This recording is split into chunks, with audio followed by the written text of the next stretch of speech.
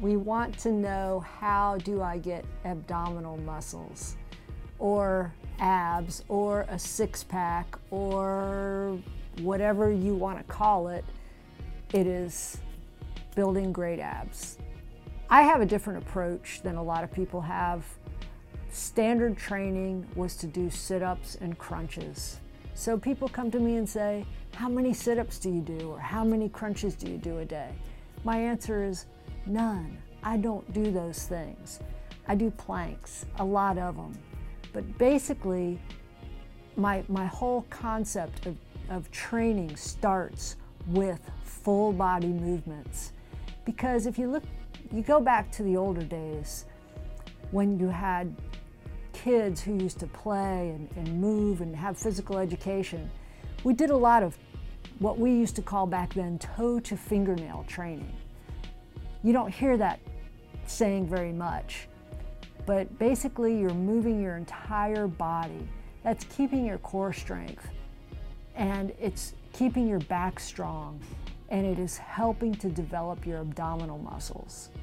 Now, keep in mind, your abdominal muscles aren't going to show if you have layers of fat over them.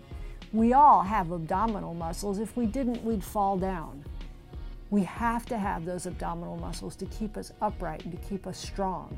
Some have stronger core strength than others, but they won't show if you have a lot of fat over it. So start with changing your diet, dropping some of the fat. Once you get the layers of fat off, then you can start to see your abs.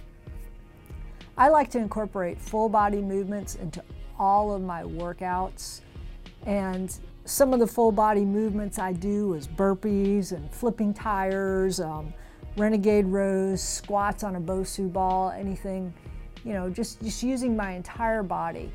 That's how I start by doing my abs. The second way I'm going to incorporate full body movements is doing what I call multiplanar movements. Most exercises you're working in one plane, up and down, forward and backwards. Multiplanar movements, you're going to take these exercises and move all different ways at once. So something like three-way lunges. I'm lunging forward, I'm lunging backwards, I'm lunging to the side, each side. That would be multiplanar.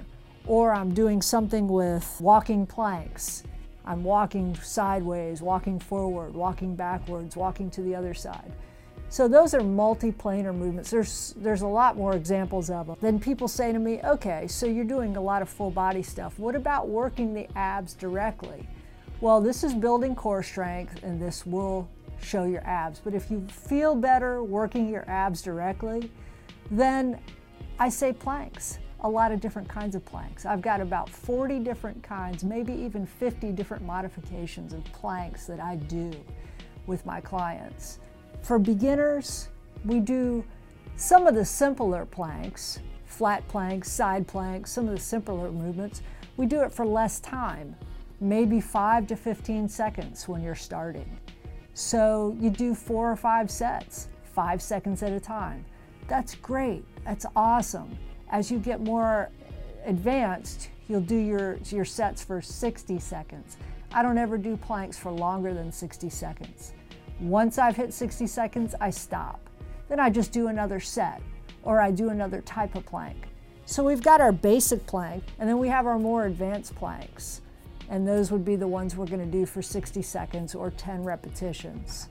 So we're gonna take you through those in this video and show you the different types of planks to do. That ought to be about what we need to give you planks.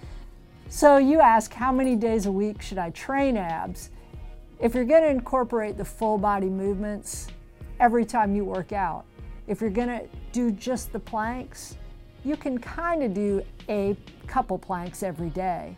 But if you're gonna make an intense 15-minute workout, an abdominal workout based on planks, front planks, side planks, all kinds of planks, spider planks, then I would say 3 days a week.